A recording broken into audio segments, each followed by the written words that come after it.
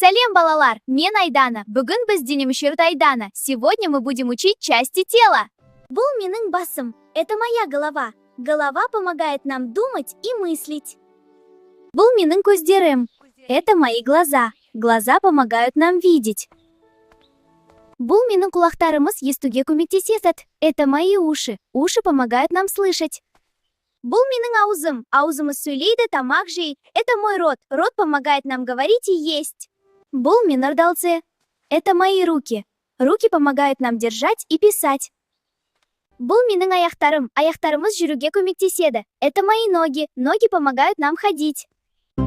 Басымыз ойлайды, ойлайды, көзіміз әлемді көреді, құлақ естиді, тыңдайды бәрін, ауыз сөйлеп тамақ жейді.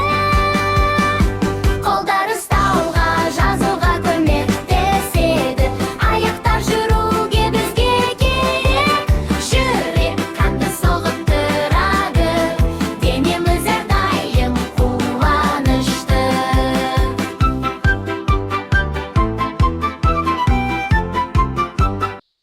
Арнаға тіркелуді ұмытпаңыздар. Не забудьте подписаться на канал.